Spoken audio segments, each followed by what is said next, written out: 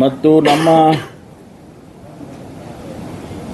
ಧಾರ್ಮಿಕ ಇಲಾಖೆ ಮತ್ತು ಕ್ರೀಡಾ ಇಲಾಖೆ ಅದು ಕೂಡ ನನಗೆ ಬರ್ತದೆ. ಧಾರ್ಮಿಕ ಇಲಾಖೆಯಲ್ಲಿ ಎಲ್ಲ ಜಿಲ್ಲಾಧಿಕಾರಿಗಳಿಗೂ ಸೂಚನೆಯನ್ನು ಕೊಡ್ತೇವೆ. ABC 3 ವರ್ಗ ಈ ದೇವಸ್ಥಾನಗಳಿದ್ದಾವೆ. ಬಹಳಷ್ಟು ಕಡೆ ಆ ದೇವಸ್ಥಾನಗಳ ಜಮೀನುಗಳಿರ್ಬೋದು, ಸೈಟ್ಗಳಿರ್ಬೋದು, ಒತ್ತುವರಿಯಾಗಿರ್ತಕ್ಕಂಥದ್ದು ಕಂಡು ಬಂದಿದೆ. ಅದನ್ನು ಪ್ರತಿಯೊಂದು ಜಿಲ್ಲೆಯಲ್ಲಿರ್ತಕ್ಕಂಥ ಅಧಿಕಾರಿಗಳಿಗೆ ಸೂಚನೆ ಕೊಡ್ತೇವೆ. ಸರ್ವೆ ಮಾಡಿ, ಹದ್ಬಸ್ತ್ ಮಾಡಿ, ಒಂದು ವೇಳೆ ಆಗಿದ್ದರೆ ಅದನ್ನು ತೆರವು ಮಾಡಿ ಅದನ್ನು ಫಿಕ್ಸ್ ಮಾಡಿ ಕೊಡಬೇಕು ಅಂತೇಳಿ ಈಗ ಸೂಚನೆ ಕೊಟ್ಟಿದ್ದೇವೆ. ಮತ್ತು ಯಾವ ದೇವಸ್ಥಾನ ಹೆಚ್ಚು ಜನಸಮುದಾಯ ಹೋಗ್ತಾರೆ ಅದು A ಕ್ಯಾಟಗರಿ.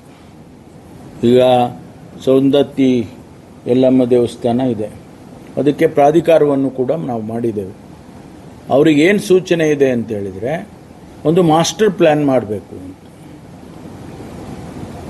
ಆ ಮಾಸ್ಟರ್ ಪ್ಲ್ಯಾನ್ ಪ್ರಕಾರ ಜನರಿಗೆ ಯಾವುದೇ ರೀತಿಯಲ್ಲಿ ತೊಂದರೆ ಆಗಬಾರ್ದು, ಹೋದಾಗ ಅವರಿಗೆ ದರ್ಶನಕ್ಕೆ ತೊಂದರೆ ಆಗಬಾರ್ದು, ಪ್ರಸಾದ ತಗೊಳ್ಳೋದಕ್ಕೆ ತೊಂದರೆ ಆಗಬಾರ್ದು, ಮತ್ತು ಅವರಿಗೆ ಅಲ್ಲಿ ಹೋದ ಮೇಲೆ ಒಂದು ವೇಳೆ ಅವರು ಇರೋದಕ್ಕೆ, ತಂಗೋದಕ್ಕೆ ಅವಕಾಶ ಮಾಡಿಕೊಡ್ಬೇಕು. ಏನು ಹಣ ಬರುತ್ತೆ ಆ ದೇವಸ್ಥಾನಕ್ಕೆ, ಆ ಹಣನ ಅಲ್ಲಿ ಖರ್ಚು ಮಾಡಬೇಕು. ಈ ಒಂದು ಇನ್ಫ್ರಾಸ್ಟ್ರಕ್ಚರ್ಗಳನ್ನ ಮಾಡಿಕೊಡೋದಕ್ಕೆ ಅವರು ಪ್ರಾಧಿಕಾರದಲ್ಲಾಗ್ಬೋದು, ಸರ್ಕಾರದಲ್ಲಾದರೂ ಅಪ್ರೂವಲ್ ತಗೊಂಡು ಮಾಡಬೇಕು. ಎಲ್ಲಿ ಪ್ರಾಧಿಕಾರ ಇಲ್ಲ ಅವರು ನೇರವಾಗಿ ಸರ್ಕಾರಕ್ಕೆ ಪ್ರಸ್ತಾವನೆಯನ್ನು ಕಳಿಸಬೇಕು. ಇಲಾಖೆಯಲ್ಲಿ ನಾವು ಅದನ್ನು ಪರಿಶೀಲನೆ ಮಾಡಿ ಅನುಮೋದನೆ ಕೊಡ್ತೇವೆ, ಆಡಳಿತ ಅನುಮೋದನೆ ಕೊಡ್ತೇವೆ. ಆನಂತರ ಅವರು ಡೆವಲಪ್ ಮಾಡಬಹುದು. ಯಾವುದೇ ಕಾರಣಕ್ಕೂ ಯಾವುದೇ ದೇವಸ್ಥಾನದಲ್ಲಿ ಹಣ ಪೋಲಾಗೋದಕ್ಕೆ ಬಿಡೋದಿಲ್ಲ.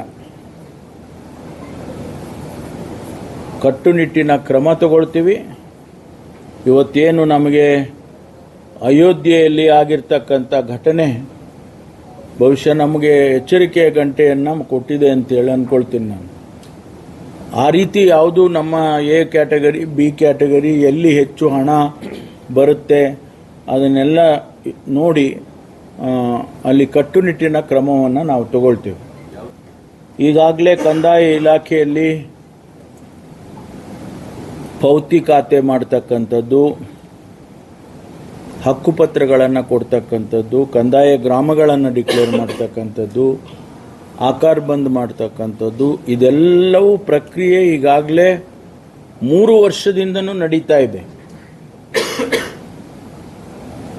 ಟೆಕ್ನಾಲಜಿಯನ್ನು ಉಪಯೋಗ ಮಾಡಿಕೊಂಡು ಇಲಾಖೆಯಲ್ಲಿ ಭಾಳ ತ್ವರಿತವಾಗಿ ಮಾಡ್ತಾ ಇದ್ದಾರೆ. ಅದನ್ನು ಇನ್ನೂ ವೇಗವಾಗಿ ಮಾಡಿ ಅಂತಿಮವಾಗಿ ಇದನ್ನು ಮುಗಿಸಬೇಕು ಅಂತೇಳಿ ಈಗಾಗಲೇ ನಾವು ತೀರ್ಮಾನ ತಗೊಂಡಿದ್ದೇವೆ. ಒಂದು ಟೈಮ್ ಲೈನ್ನಲ್ಲಿ ಮುಗಿಸ್ತೇವೆ. ಹೆಚ್ಚು ದಿವಸ ಕೊಡೋದಿಲ್ಲ.